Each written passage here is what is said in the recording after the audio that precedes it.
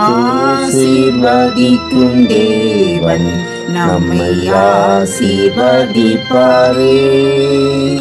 துதி ஸ்தோத்திரம் இயேசுநாதா, துதி உமக்கே என்றுமே. இன்று ஒரு வசனம். பூமியில் உள்ளவைகளை அல்ல, மேலானவைகளையே நாடுங்கள். கொலோசியர் 3:2. கர்த்தருக்கு பிரியமான தேவனுடைய பிள்ளைகளே, பண்டிகள் எப்போதும் கீழே பார்த்த வண்ணமே செல்லும், ஒருபோதும் நிமிர்ந்து பார்க்காது. அது அடிக்கப்படுவதற்கு கொண்டு செல்லும் போதுதான் ஆகாயத்தை பார்க்கும். இதுபோலத்தான் மனிதன் கீழே பூமியில் உள்ளவைகளையே பார்த்து மேலானவைகளை விட்டு விடுகிறான். இச்செய்தியை கேட்டுக்கொண்டிருக்கிற கர்த்தருடைய பிள்ளையே, மேலானவற்றை நீங்கள் எப்போது பார்க்க போகிறீர்கள்? உலகமும் அதன் ஆசை இச்சைகளும் ஒளிந்து போகும். அது தெரிந்தும் அவற்றிலேயே நீங்கள் நாட்டம் செலுத்துகிறீர்களே அல்லாமல் அழியாத நித்திய ராஜ்யத்திற்குரியதை தேடுவது கிடையாது. கிறிஸ்துவுடனே கூட நீங்கள் எழுந்தது உண்மையானால், உங்களை சிருஷ்டித்த தேவனின் சாயலுக்கு ஒப்பான பூர்ண அறிவை அடையும்படிக்கு புதிய மனுஷனை தரித்து கொள்ளுங்கள். நீங்கள் பழைய மனுஷனாய் இருந்தபோது மூர்க்கமும் பொறாமையும் வாயில் பிறக்காத தூஷண வார்த்தைகளும் பொய்யும் உங்களை ஆட்கொண்டிருந்திருக்கலாம். புதிய மனுஷனை தரித்து கொண்டிருந்தீர்களானால் உங்களுக்குள்ளே பரிசுத்தமும் உருக்கமான இரக்கமும் மனத்தாழ்மையும் நீடிய பொறுமையும் காணப்பட வேண்டும். பூரண கட்டாகிய அன்பை தரித்து கொள்ள வேண்டும். உங்கள் வாழ்வு எப்படிப்பட்டதாக இருக்கிறது? பேச்சளவில் தான் புதிய மனுஷனா? உண்மையாகவே மேலான வாழ்வுக்கு உங்களை அர்ப்பணித்திருக்கிறீர்களா? பிரியமானவர்களே, பூமியில் இருக்கும் வரை அதன் ஆசை இச்சைகள் நம்மை தொடர்ந்த வண்ணமாகவே இருக்கும். அதை எதிர்கொண்டு போராடி ஜெயிக்கவே நாம் அழைக்கப்பட்டிருக்கிறோம். தேவனை அறிந்து கொண்ட நாம் அவருக்குரிய மேலானவைகளையே நாட வேண்டும். அவரை அறியாதவர்களிடம் நித்திய ராஜ்யத்துக்குரிய மேன்மைகளை எடுத்துச் சொல்ல வேண்டும். மேன்மையானவைகளை நாடும்படி வழிநடத்த வேண்டும். கர்த்தர் கிருபை செய்வார். ஜெபம் செய்வோம்.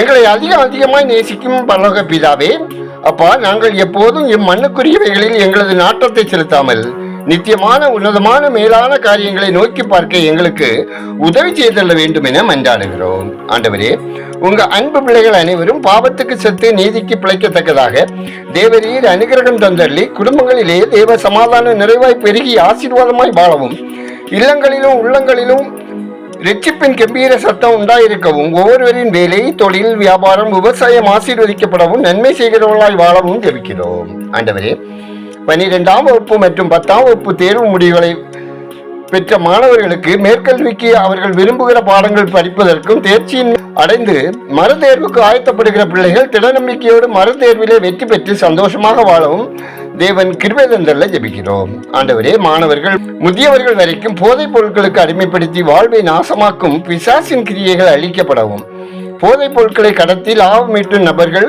ரட்சிக்கப்படவும் அரசு கடுமையான நடவடிக்கைகளை மேற்கொண்டு இவைகளை தடுக்கவும் தேவரீர் வழிநடத்தலை ஜெபிக்கிறோம். கர்த்தாவே, இருதய நோய், சிறுநீரக பிரச்சனை, கேன்சர், நுரையீரல் தொற்று நோய், பற்பல நோய்களினால் உடல் பலவீனங்களால் தாக்கப்பட்டும் பலவிதமான மன அழுத்தங்களோடும் சிகிச்சை பெற்று வரும் நபர்களுக்கு நானே உன் பரிகாரியாகிய கர்த்தர் என வாக்களிய தேவன் அற்புத சுகத்தை தந்தள்ளி பூர்ண ஆயுசுடன் வாழ கிருபை பாராட்டிட ஜெபிக்கிறோம். அப்பா, கடந்த நாட்களில் யுத்தங்கள், கோர விபத்துக்கள், இயற்கை சீற்றங்கள், மதவாதிகளின் வெறிச்செயல்கள் மற்றும் வியாதியினாலே தங்கள் உறவுகளை இழந்து ஆறாட்டுயரத்தோடு இருக்கிற குடும்பங்களுக்கு அழுகையோடும் விண்ணப்பங்களோடும் வருவார்கள். அவர்களை வழிநடத்துவேன் என்ற ஆண்டவருடைய சமாதானமும் அந்தந்த குடும்பங்களை நிரப்பிட ஜெபிக்கிறோம்.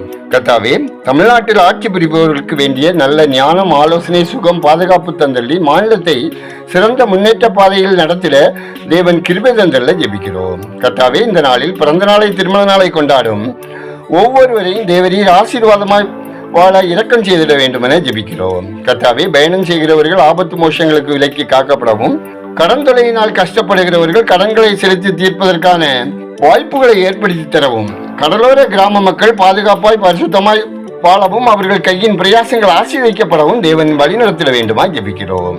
அப்பா, விடுதிகளில் தங்கி படிக்கும் வேலைக்கு செல்லும் பிள்ளைகள் பாதுகாப்பாய் பரிசுத்தத்தை காத்துக்கொள்ள தேவன் கிருபை தந்தல்ல ஜெபிக்கிறோம்.